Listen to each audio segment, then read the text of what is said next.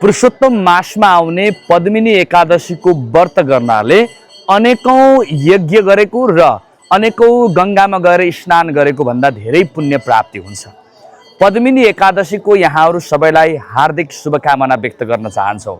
यस एकादशीमा व्रत गर्ने, साधना गर्ने, भगवान विष्णुको नाम जप्ने, विशेष गरी ओम नमः भगवते वासुदेवाय मन्त्र जप गर्नाले अनेकौं पुण्य प्राप्ति हुन्छ भनेर शास्त्रकारहरूले बताउँछन्। त प्रिय भक्त भागवतहरू, यस पुरुषोत्तम मासमा पद्मिनी एकादशीको पावन समयजन परेको छ। यहाँहरूले पनि पद्मिनी एकादशीको व्रत गर्नाले आफ्नो मनमा सुख अनुभूति भएको आभास गर्नुहुनेछ। पद्मिनी एकादशीको व्रतले परिवारमा सुख शान्ति समृद्धि, सन्ततिहरूको उन्नति र प्रगति, दुःख कष्ट नाशहरू भएर जाने, दरिद्रहरू हटेर जाने र जीवनमा सुख शान्ति समृद्धि छाउने भन्ने मान्यता रहिआएको छ।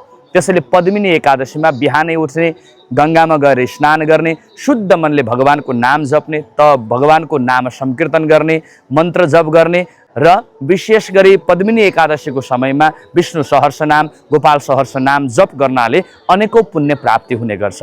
त प्रिय भक्त भागवतहरू, यस एकादशीको महिमा अपरम्पार छ, हामीले वर्णन गरेर पुग्दैन। तथापि तपाईहरू पनि एकादशीको पावन समयमा व्रत गर्दै हुनुहुन्छ, भगवानलाई स्मृति गर्दै हुनुहुन्छ भने पद्मिनी एकादशीको कृपाले मनमा सुख शान्ति समृद्धि छाओस्, जीवनमा उन्नति र प्रगति हुँदै आओस् र एकादशी मैया रानीको कृपा तपाईहरूलाई प्राप्ति होस्। पुरुषोत्तम मासमा आउने पद्मिनी एकादशीको सबैलाई हार्दिक मङ्गलमय शुभकामना व्यक्त गर्न चाहन्छु।